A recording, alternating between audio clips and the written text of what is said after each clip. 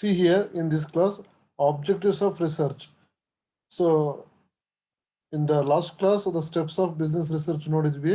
In this class, we are discussed under a objectives of research.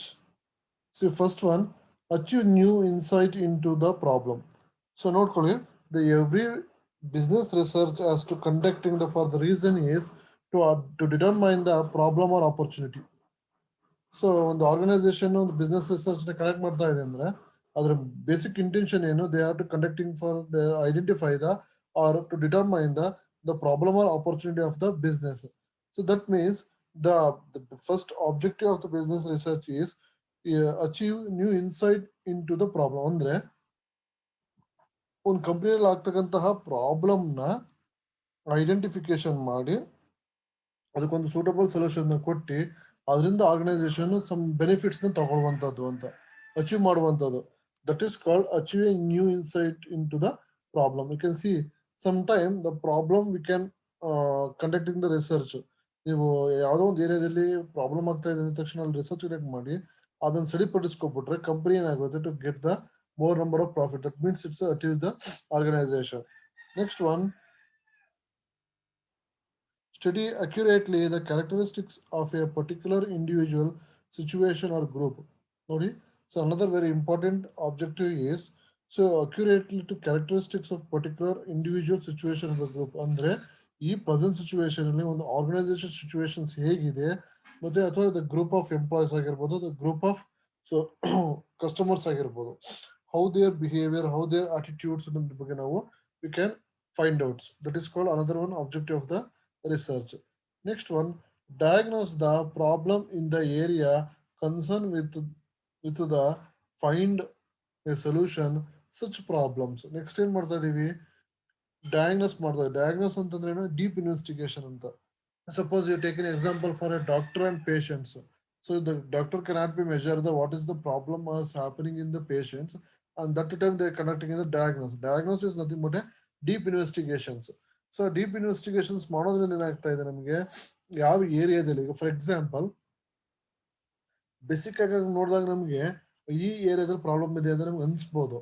But ಆದ್ರೆ we can conducting the research to get the proper information about which area is a more delegated or more problem oriented ಅನ್ನೋದು ನಮ್ಗೆ ಏನಾಗುತ್ತೆ ಗೊತ್ತಾಗ್ತಾ ಹೋಗುತ್ತೆ. That is called diagnostic.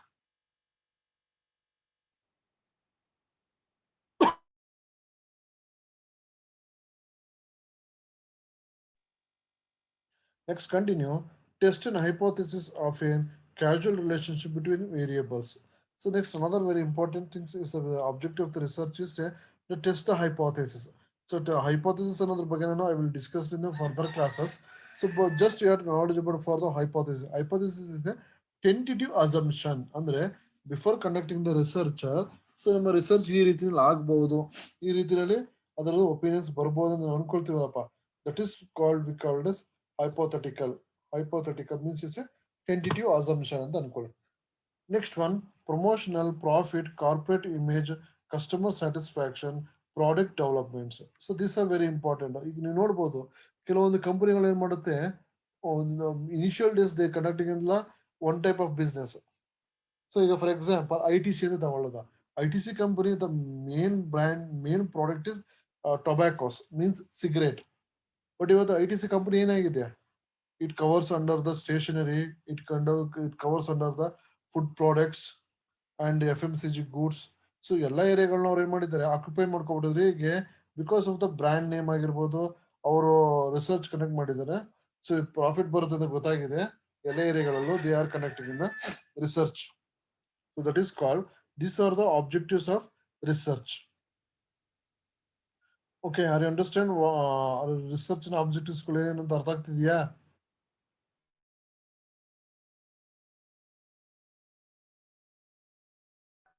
Yes, sir. Yes, sir. Okay, fine. Continue. Yes, sir. Okay, fine. Next one, characteristics of research. Research ನ ಒಂದು characters ಹೇಗಿರುತ್ತೆ ಅಂತ ನೋಡ್ತಾ ಹೋಗೋದ. ರಿಸರ್ಚ್ ಶುಡ್ ಬಿ ಹೇಗಿರುತ್ತೆ, ಸೈಂಟಿಫಿಕ್ ರಿಸರ್ಚ್, ನಾಟ್ ಆರ್ಬಿಟರಿ. ಸೊ ನಿಮ್ಗೆ ಆಲ್ರೆಡಿ ಗೊತ್ತಿದೆ ಅಂತ ಅನ್ಕೊಂಡಿದ್ದೀನಿ. We are already discussed in the different factors are affecting in the research. One is scientific, another one is arbitrary. ನಿಮ್ಗೆ ಸೈಂಟಿಫಿಕ್ ಅಂದ್ರೂ ಗೊತ್ತಿದೆ ಅಂತ ಅನ್ಕೊಂಡಿದ್ದೀನಿ, ಆರ್ಬಿಟ್ರರಿ ಅಂದ್ರೂ ಗೊತ್ತಿದೆ ಅಂತ ಅನ್ಕೊಂಡಿದ್ದೀನಿ. Can anyone can explain? So what is the difference between scientific research and arbitrary? I also give a some examples. Please tell me anyone. ಯಾರಾದ್ರೂ ಮಾತಾಡಿ.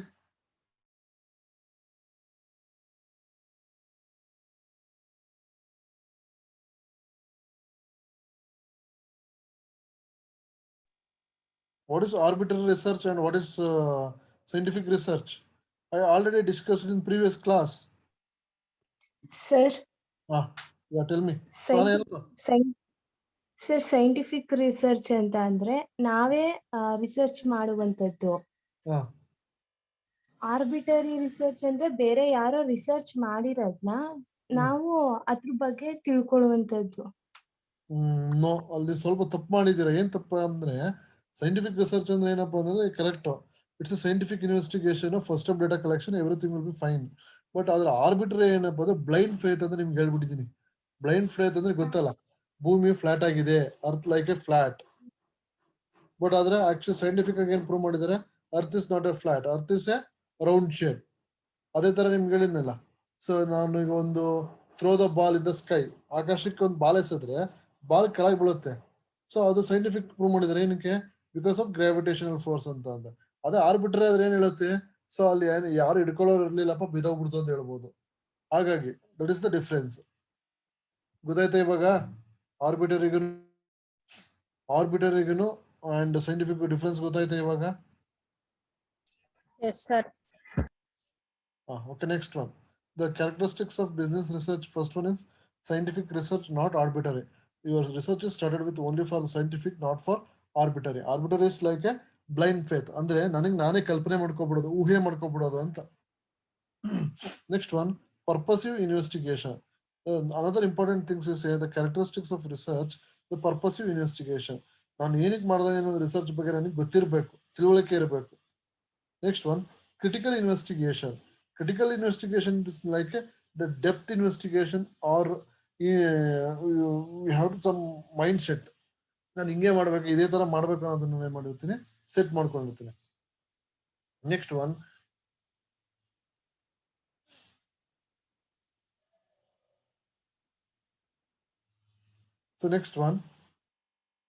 it is an answer for the question and solution for a particular problem. ಇದೇನ್ ಮಾಡ್ತಾ ಇದೆ, ನೀವು have mind set ನಿಮಗೆ ಕೆಲವೊಂದು questions ಬಂದಿದೆ. ನನ್ನ ಕಂಪನಿ ಏನಕ್ಕೆ ಪ್ರಾಫಿಟ್ ಮಾಡ್ತಾ ಇಲ್ಲ, ನನ್ನ ಕಂಪನಿ ಏನಕ್ಕೆ ಮಾರ್ಕೆಟ್ ನಲ್ಲಿ ವ್ಯಾಲ್ಯೂ ಕಳ್ಕೊಂಡಿದೆ ಅನ್ನೋದು ನಿಮಗೆ ಕ್ವಶನ್ಸ್ ಬರುತ್ತೆ. ಆ ಕ್ವಶನ್ಸ್ ಗಳಿಗೆ ಏನ್ ಮಾಡುತ್ತೆ, to give the proper solutions. That is called another characteristics of research. So next one, what it is, systematic and critical investigation. Once again they are repeated. So it is an scientific, it's nothing but a systematic is nothing but a scientific investigation and critical investigation. Critical investigation is already ನಿಮ್ಗೆ ಗೊತ್ತಿದೆ. So deep investigations ನ ಮಾಡ್ತಾ ಹೋಗೋದು. These are the characteristics of research.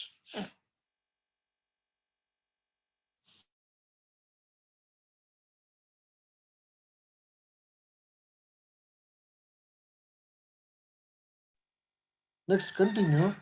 Purpose of business research. ನಾವು ಏನಕ್ಕೆ research ನ ಮಾಡಬೇಕು?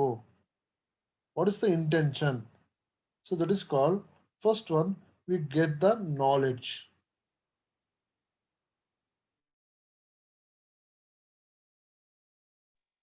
So we get the knowledge ಅಂದ್ರೆ ಒಬ್ಬ ಪರ್ಸನ್ ತನ್ನ ಬಿಸ್ನೆಸ್ ನಲ್ಲಿ ದ ಮೋರ್ ಇನ್ಫಾರ್ಮೇಶನ್ಸ್ ಕಲೆಕ್ಟ್ ಮಾಡೋದ್ರ ಮುಖಾಂತರ ಅವನು ಸಕ್ಸಸ್ ಮಾಡ್ಕೊಳ್ಳೋಕೆ ಟ್ರೈ ಮಾಡ್ತಾ ಇದ್ದಾನೆ. ಹಾಗಾಗಿ ಏನ್ ಮಾಡ್ತಾ ಇದೀವಿ, here the get the knowledge. ಅವನಿಗೆ ತನ್ನ ಬಿಸ್ನೆಸ್ ನ ಎಕ್ಸ್ಪ್ಯಾಂಡ್ ಹೇಗ್ ಮಾಡಬೇಕು ಅಥವಾ ಎಲ್ಲಿ ನಾನು ಇಂಪ್ರೂವ್ಮೆಂಟ್ಸ್ ಮಾಡ್ಕೋಬೇಕು ಅನ್ನೋದ್ರ ಬಗ್ಗೆ ಒಂದು ತಿಳುವಳಿಕೆ ಬರುತ್ತಲ್ಲಪ್ಪ, that is called knowledge. Next one, hidden problem can be disclosed. Suppose you are conducting the research, there identify the unknown area problems. That is called hidden problems ಅಂತ ಹೇಳ್ತೀವಿ. ಅಂದ್ರೆ ನಾನು ಬೇಸಿಕ್ಲಿ ಪ್ರಾಬ್ಲಮ್ಸ್ ಈ ರೀತಿ ಇದೆ ಅಂತ ಅನ್ಕೊಬಿಟ್ಟಿರ್ತೀನಿ, ಬಟ್ ಆದ್ರೆ real ಪ್ರಾಬ್ಲಮ್ಸೇ ಬೇರೆ ಇರುತ್ತೆ ಆರ್ಗನೈಸೇಷನ್ಸ್ ಗಳಲ್ಲಿ. ರಿಯಲ್ ಪ್ರಾಬ್ಲಮ್ಸೇ ಬೇರೆ ರೀತಿ ಇರುತ್ತೆ ಆರ್ಗನೈಸೇಷನ್. ಆ ರಿಯಲ್ ಪ್ರಾಬ್ಲಮ್ಸ್ ಗಳ ಬಗ್ಗೆ ನಾವು ಈ ಒಂದು ಇನ್ವೆಸ್ಟಿಗೇಷನ್ಸ್ ಮುಖಾಂತರ ಏನ್ ಮಾಡ್ಕೋಬಹುದು, ತಿಳ್ಕೊಳ್ತಾ ಹೋಗ್ಬೋದು. Next one,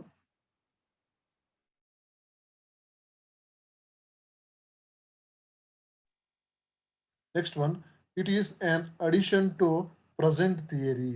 It is an addition to present theory ಅಂತಂದ್ರೆ ಸೊ ಫಾರ್ ಎಕ್ಸಾಂಪಲ್ ನಾನು ನಿಮ್ಗೆ ಹೇಳೋದಾದ್ರೆ ಸೊ ನಮಗೆ ಈ ಒಂದು ಬೋರ್ಡು ಈಗ ಒಂದು ಕಂಪ್ಯೂಟರ್ ಅನ್ನೋದೆಲ್ಲ ನೋಡ್ಬೋದು, ಟಿವಿಗಳೆಲ್ಲ ನೋಡ್ಬೋದು ಒಂದು 10 years ಹೇಗಿತ್ತು ಅಂತ.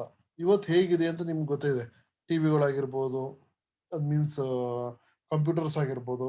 It's very advanced systems, advanced technologies are there adapting. ಅಂದ್ರೆ ಟಿವಿನಲ್ಲಿ ಬರ್ತಕ್ಕಂಥ programmes, serials, everything should be same. But it's today the TV look like it's very slim ಆಗಿರ್ಬೋದು. They are adding the some features ಆಗಿರ್ಬೋದು. Android TVs ಎಲ್ಲ ಬಂದ್ಬಿಟ್ಟಿದೆ, smart TV, Android TV. So this are the present ಥಿಯರಿಗಳಿಗೆ ಏನ್ ಮಾಡೋದು ನಾವು addition ಮಾಡ್ತಾ ಹೋಗೋದು. ಅಂದ್ರೆ ಮೊಬೈಲ್ ಬಂದಾಗ just only for the communication purpose. ಇವತ್ತು ಏನಾಗಿದೆ, it's A revolution.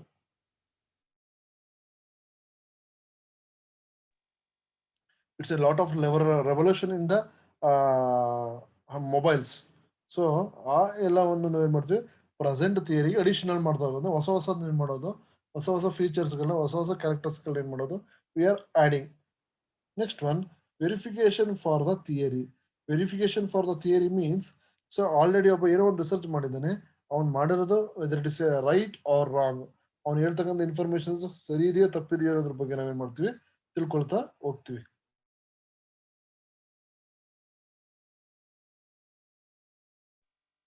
So these are the purpose of business research.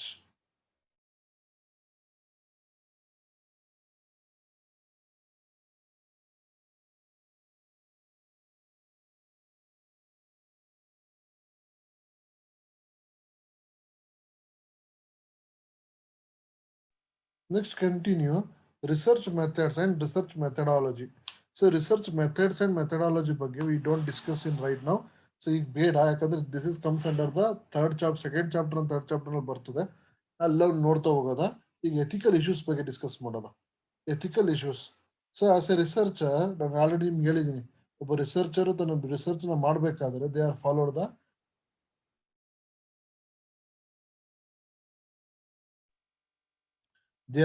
The ethics. ಯಾಕಂದ್ರೆ ನಿಮ್ಮನ್ನ ಯಾರೋ ರಿಸರ್ಚ್ ಮಾಡೋದಕ್ಕೆ ಬಿಟ್ಬಿಟ್ಟು ನಿಮ್ಮನ್ನ ಅಬ್ಸರ್ವ್ ಮಾಡೋದಕ್ಕೆ ಇರೋ 4 ಜನ ಅಪಾಯಿಂಟ್ ಮಾಡೋಕ್ಕಾಗಲ್ಲ. It's take A waste of money. So waste of time, waste of money ಆಗ್ಬೋದು. ಸೊ ಹಾಗಾಗಿ ಏನ್ ಮಾಡ್ತಾ ಇದಾರೆ, ಆಸ್ ಎ ರಿಸರ್ಚರು ಅವನೇ ಒಂದು ಎಥಿಕಲ್ ವೇನಲ್ಲಿ ಏನ್ ಮಾಡ್ಬೇಕಾಗುತ್ತೆ, ರಿಸರ್ಚ್ ನ ಮಾಡ್ತಾ ಹೋಗ್ಬೇಕು. ಹೇಗೆ ಎಥಿಕಲ್ ವೇನಲ್ಲಿ ರಿಸರ್ಚ್ ಮಾಡ್ತಾರೆ, ನೋಡ್ತಾ ಹೋಗೋದ. Research involves use of unethical practices. Ethics issues of ethics arise primary outcome researcher relations with. ಅಂದ್ರೆ ಒಬ್ಬ ರಿಸರ್ಚರು ತನ್ನ ರಿಸರ್ಚ್ ನ ಮಾಡ್ಬೇಕಾದ್ರೆ ಅನ್ಎಥಿಕಲ್ ಪ್ರಾಕ್ಟೀಸಸ್ ನ ಮಾಡಬಾರ್ದು. Suppose they are followed the unethical way, and that time the company to not get the proper informations. ಅಲ್ಲಿ false informations ಬರೋ ಚಾನ್ಸಸ್ಗಳು ಇರುತ್ತೆ. ಯಾಕಂದ್ರೆ ನಾನು ಪ್ರಾಪರ್ ಆಗಿ ಇನ್ವೆಸ್ಟಿಗೇಷನ್ಸ್ ಮಾಡಿರೋದಿಲ್ಲ, ನಾನು ಯಾವುದೋ ಒಂದು ಪ್ಲೇಸ್ ನಲ್ಲಿ ಕೂತ್ಕೊಂಡು ನಾನೇ ನನ್ನ ಒಂದು ಕಲ್ಪನೆಯಲ್ಲಿ, that like means arbiter research ಅಂತ ಅನ್ಕೋಬಹುದು. ಆರ್ಬಿಟರ್ ರಿಸರ್ಚ್ ಆಗ್ಬಿಡುತ್ತೆ. ಆರ್ಬಿಟರ್ ರಿಸರ್ಚ್ ಅಂದ್ರೆ ಗೊತ್ತಿದೆ ನಿಮ್ಗೆ ಆಲ್ರೆಡಿ.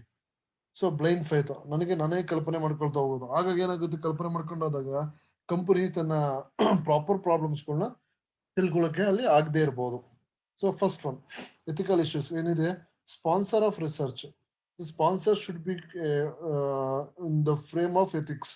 ಸೊ ಅವ್ರಿಗೆ ನಾವೇನೋ ಆಗಿರ್ಬೇಕು,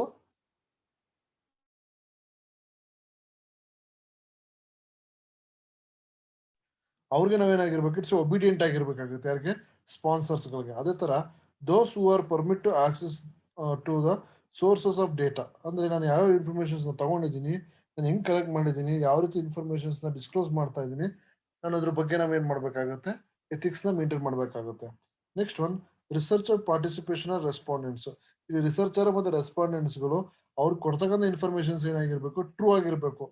ಸಪೋಸ್ ಈಗ ರೆಸ್ಪಾಂಡೆಂಟ್ಸ್ ಫೇಕ್ ಇನ್ಫಾರ್ಮೇಶನ್ ಕೊಡ್ಬೋದು. ಅಂದ್ರೆ ಯಾರು ರೆಸ್ಪಾಂಡೆಂಟ್ಸ್ ಮೀನ್ಸ್ ಅದೇ ನಮಗ್ ಮಾಹಿತಿ ಕೊಡೋರು. ಫಾರ್ ಎಕ್ಸಾಂಪಲ್, ಯುವರ್ ರಿಸರ್ಚರ್ ನಿಮ್ಗೆ ಯಾರಿಂದ ಇನ್ಫಾರ್ಮೇಶನ್ಸ್ ನ ಕಲೆಕ್ಟ್ ಮಾಡ್ಕೊಳ್ತಿದೆ ಅವ್ರನ್ನ we called as respondents. That respondents give the not give the accurate informations. For example, they are asking from regarding their job satisfactions, job safetyness. ಅದ್ರ ಬಗ್ಗೆ ನಾವು questions ಕೇಳಿದಾಗ they are biased. ಅವ್ರು ಭಯ ಪಟ್ಕೊಂಡು organisations against ಆಗಿ ಕೊಡೋದನ್ನೇ organisation ಪರವಾಗಿ ಕೂಡ ಕೊಟ್ಟಿರ್ಬೋದು. ಅಂದ್ರೆ ಚೆನ್ನಾಗಿ ನೋಡ್ಕೋತಿದ್ದಾರೆ ಅಂತ ಹೇಳಿರ್ಬೋದು, they are giving the well facilities ಅಂತ ಹೇಳಿರ್ಬೋದು. ಸೊ ಈ ಎಲ್ಲವನ್ನು ಅವ್ರು ಏನ್ ಮಾಡಿರ್ತಾರೆ ಹೇಳ್ಬಿಟ್ಟಿರ್ತಾರೆ, ಬಟ್ ಆದ್ರೆ ಆಕ್ಚುಲಿ ರಿಯಾಲಿಟಿನೇ ಬೇರೆ ಇರುತ್ತೆ. ಸೊ ಈ ತರದ್ದು ಕೂಡ ಆಗುವಂತ ಚಾನ್ಸಸ್ಗಳು ಬಹಳಷ್ಟು ಇರುತ್ತೆ. But only for the respondents, even researcher also. Researcher means ಅಂದ್ರೆ ರಿಸರ್ಚ್ ಮಾಡುವವನು. ಅವನು ರೆಸ್ಪಾಂಡೆಂಟ್ಸ್ ಏನ್ ಒಪಿನಿಯನ್ ಕೊಟ್ಟಿದ್ದಾರೋ ಅದನ್ನೇ ಪ್ರೆಸೆಂಟ್ ಮಾಡ್ಬೇಕಾಗುತ್ತೆ. ಸಮ್ ಟೈಮ್ ಏನ್ ಮಾಡ್ತಾರೆ, the favour of an organisation, that means the favour of institutions, ಅವರಲ್ಲಿ ಸೊಸೈಟಿಲಿ ಇರೋ ಕಂಪನಿ ಬಗ್ಗೆ ಒಪಿನಿಯನ್ ಬೇರೆ ಇರ್ಬೋದು. ಇವ್ರು ಇವ್ರು ಇವ್ರು ರಿಸರ್ಚ್ ಮಾಡಿ ಇವ್ರು ಕೊಡಕ್ಕಂತ ಒಪಿನಿಯನ್ಸೇ ಬೇರೆ ಇರ್ಬೋದು. This to be happen. So ಹಾಗಾಗಿ ಆಸ್ ಎ ರಿಸರ್ಚ್ ಮಾಡ್ಬೇಕಾದ್ರೆ ರಿಸರ್ಚರ್ ಆಗಿರ್ಬೋದು, ಆಸ್ ಎ ರೆಸ್ಪಾಂಡೆಂಟ್ಸ್ ಆಗಿರ್ಬೋದು, they are maintain the ethics is very very important.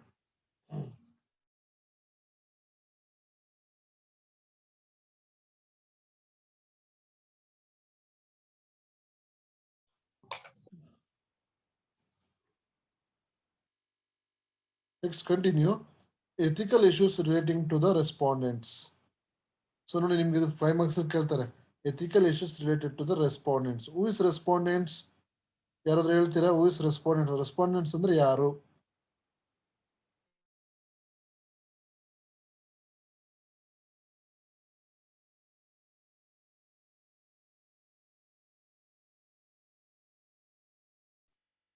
ನಾನು ಈಗ ಹೇಳದ್ನಲ್ಲ ರೆಸ್ಪಾಂಡೆಂಟ್ಸ್ ಅಂದ್ರೆ ಯಾರು ಅಂತ ಹೇಳಿ. Who is respondent? ಹಾ, ರಿಸರ್ಚ್ ಮಾಡ್ಸಿದೀವಿ ಅಂತ ಹೇಳಿದ್ರೆ ನಮ್ಗೆ ಇನ್ಫಾರ್ಮೇಶನ್ ಕೊಡ್ತಾರಲ್ಲ ಅವ್ರನ್ನ ರೆಸ್ಪಾಂಡೆಂಟ್ಸ್ ಅಂತ ಎಸ್, ಗುಡ್. ಯಾರು ನಮಗೆ ಇನ್ಫಾರ್ಮೇಶನ್ಸ್ ಕೊಡ್ತಾರೋ ಅವ್ರನ್ನ ನಾವೇಂತೀವಿ ರೆಸ್ಪಾಂಡೆಂಟ್ಸ್ ಅಲ್ವಾ. ಈಗ ನಾನು ರಿಸರ್ಚರು, ನಾನು ರಿಸರ್ಚ್ ಮಾಡ್ತಾ ಇದ್ದೀನಿ, ನನಗೆ ಬೇಕಾದಂತ ಇನ್ಫಾರ್ಮೇಶನ್ ಕೊಡುವಂತ ಪರ್ಸನ್ ಇದಾನಲ್ಲ, that person we called us respondents. So ಅದಕ್ಕೆ ಏನ್ ಮಾಡ್ತಾ ಇದೀವಿ, ethical issues relating to the respondents. Some time will be happen for the respondents. So ನಾನು ಹೇಳದ್ನಲ್ಲ, ಅವ್ರಿಗೆ ಬಯಾಸ್ ಆಗಿರ್ಬೋದು, ಅಥವಾ ಪ್ರಾಪರ್ ನಾಲೆಡ್ಜ್ ಇಲ್ಲದೆ ಇರ್ಬೋದು, ಅಥವಾ ಭಯ ಪಟ್ಕೊಂಡವರು, ಅಥವಾ ಬೇರೆ ಯಾವ್ದೋ ಇಶ್ಯೂಸ್ಗಳನ್ನ ಇಟ್ಕೊಂಡು ಏನ್ ಮಾಡ್ತಾ ಇದ್ದಾರೆ, they are not give the proper informations. So ಅಂದ್ರೆ ಪ್ರಾಕ್ಟಿಕಲ್ ಪ್ರಾಬ್ಲಮ್ ಬೇರೆ ಇರುತ್ತೆ, ಬಟ್ ಅವ್ರು ಹೇಳತಕ್ಕಂತ ಒಪಿನಿಯನ್ ಬೇರೆ ತರ ಇರುತ್ತೆ. Okay, some time like that be happen. Whether it is a ethical issues relating to the, whether it is a respondents ಆಗಿರ್ಬೋದು, whether it is researcher ಆಗಿರ್ಬೋದು, both the side they are maintain the ethics. ಇಬ್ರು ಕೂಡ follow ಮಾಡ್ಬೇಕು. ಯಾರ್ಯಾರು? ಒಬ್ಬ respondents ಆಗಿರ್ಬೋದು, ಅಥವಾ ಇನ್ನೊಬ್ಬ ಯಾರು? ರಿಸರ್ಚರ್. ಯಾ, ರಿಸರ್ಚರ್ ಎಥಿಕ್ಸ್ ನ ಫಾಲೋ ಮಾಡಬೇಕು. Even respondents also they maintain the ethics. See, one by one ನೋಡ್ತಾ ಹೋಗೋದ. Ethical issues relating to the respondents and generally the public is a primary concern ಅಲ್ವಾ. ಅಂದ್ರೆ ಸತ್ಯವಾದಂತ ಇನ್ಫಾರ್ಮೇಶನ್ಸ್ ನ ಕೊಡೋದು ಒಬ್ಬ respondents ನ ಪ್ರೈಮರಿ ಫಂಕ್ಷನ್, ಅಂದ್ರೆ ಅವನ ಒಂದು ಆದ್ಯ ಕರ್ತವ್ಯ ಅಂತ ಹೇಳ್ಬೋದು. ಅಂದ್ರೆ ಇದನ್ನ ಮಾಡ್ತಾ ಇರೋದು ಸೊಸೈಟಿನಲ್ಲಿ ಪ್ರಾಬ್ಲಮ್ಸ್ ಏನಿದೆ ಅಂತ ತಿಳ್ಕೊಳ್ಳೋದಕ್ಕೋಸ್ಕರ. ಹಾಗಾಗಿ we give the right informations. For example, the MTR company there conducting in the, ಹೇಳಪ್ಪ ಸುಮ್ಮ ಮ್ಯೂಟ್ ಮಾಡಿ.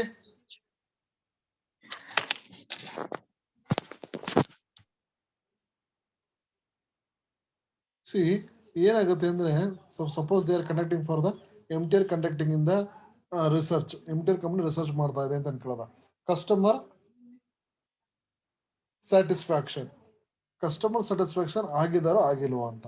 ಈಗ ಕಸ್ಟಮರ್ ಸ್ಯಾಟಿಸ್ಫ್ಯಾಕ್ಷನ್ ಅಂದ್ರೆ ಏನು? ನಮ್ಮ ಹತ್ರ ಬಂದು ಕೇಳಬೇಕು as A company, that means as A researcher. So ಅವ್ರು ಬಂದು ಕೇಳಿದಾಗ ಏನ್ ಮಾಡ್ತೀವಿ ನಾವು, MTR ಕಂಪನಿ ಚೆನ್ನಾಗಿದ್ರು ಕೂಡ ಚೆನ್ನಾಗಿಲ್ಲ ಅಂತ ಹೇಳಿರ್ಬೋದು, ಅಥವಾ ಚೆನ್ನಾಗಿಲ್ಲದೆ ಇದ್ರೂ ಕೂಡ ಚೆನ್ನಾಗಿದೆ ಅಂತ ಹೇಳ್ಬೋದು. ಈ ತರ ಆಗ್ಬಾರ್ದು. As a respondent primary concern, public ಗೆ ಪ್ರಾಪರ್ ಆದಂತ ಇನ್ಫಾರ್ಮೇಶನ್ಸ್ ನ ಕೊಡುವಂತದ್ದು. Next one, discuss the volunteers respondents rights to know and the result of psychological harms. ಅಂದ್ರೆ ಜೊತೆಗೆ ಆ ಕೊಡುವಂತ ರೈಟ್ಸ್ ಟು ನೋ, ಅವನು ರೆಸ್ಪಾಂಡೆಂಟ್ಸ್ ಗೊತ್ತಿರಬೇಕು ನಾನು ಕೊಡುವಂತ ಇನ್ಫಾರ್ಮೇಶನ್ಸ್ ಹೇಗಿರ್ಬೇಕು, ಸೊ ಅಕ್ಯುರಸಿ ಎಷ್ಟಿರ್ಬೇಕು, ನಾನು how to give the informations ಅನ್ನೋದ್ರ ಬಗ್ಗೆ they are rights to know the knowledge. And even psychological harms also very very important. Next one, debriefing the session. In debriefing the session, the respondent should be informed about the true purpose and given the opportunity to ask the questions.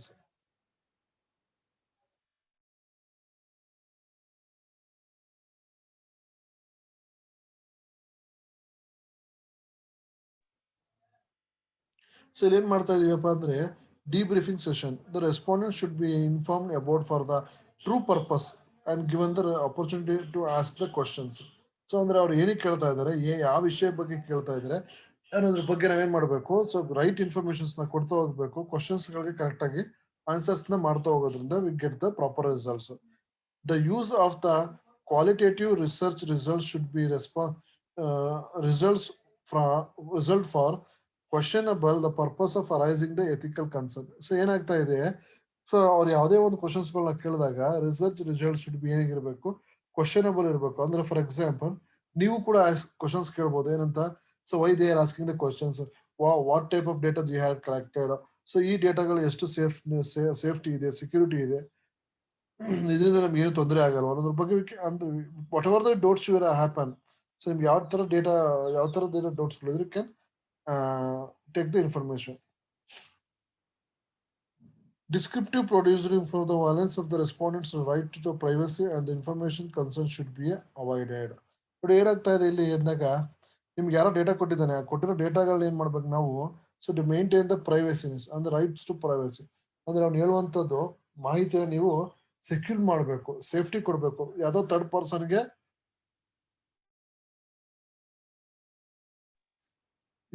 ಯಾವುದೋ ಒಬ್ಬ third ಪರ್ಸನ್ಗೆ informations ಕೊಡೋದಲ್ಲ.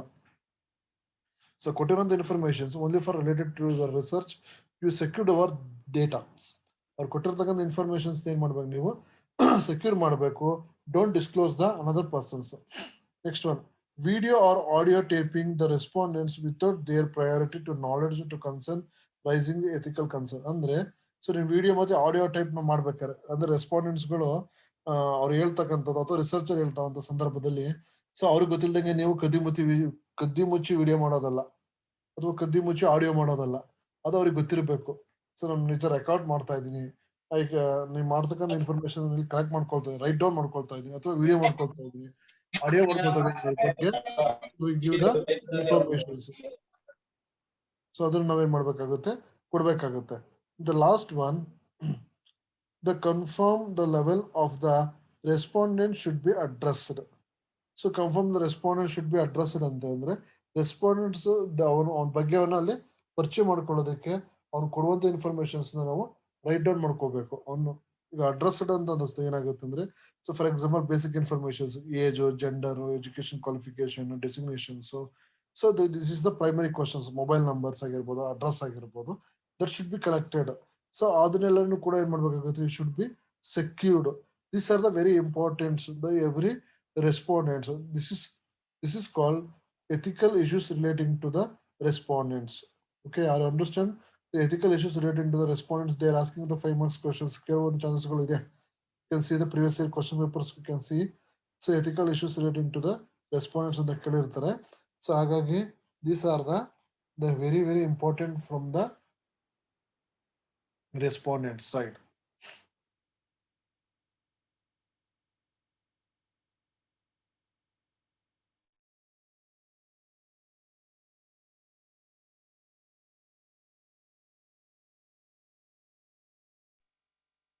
Next, continue types of research. So types of research, it's in 15 marks questions. So please concentrate everyone. So in deep we are discussing next class. Just I will tell you how many types of research are there. So see here the types of research. First one is pure research. Another one is applied research, exploratory research, and descriptive research, diagnostic study, evaluation study, action research, experimental research, analytical study, historical research, survey. So totally there are the 7 types of research is there. How many types of research is there? Total 11. So in additional is there, but we have the knowledge about from the minimum from this one. So types of research ನಲ್ಲಿ pure research ಆಗಿರ್ಬೋದು, applied research, exploratory research, and descriptive, diagnostic, evaluation study, action, experimental and analytical study, historical study, survey. So these are the very important regarding 15 marks questions. So ಇದು ನಿಮ್ಗೆ 15 marks ಕೇಳುವಂತ questions ಆಗಿದೆ. So either complete information I will give you from the next class. Okay, types of research ತುಂಬಾ important. We are discussing in further class. Uh, Today we are discussing what are the topics. Once again, I will tell you. So first one is objective of research, characteristics of research, the purpose of business research, and ethical issues to relating to the respondents. So these are the topics are covered under today class. So okay, so in the tomorrow class we have discussed about the types of research. So types of research ನಾವು next class ನ ನೋಡ್ತಾ ಹೋಗೋದ. So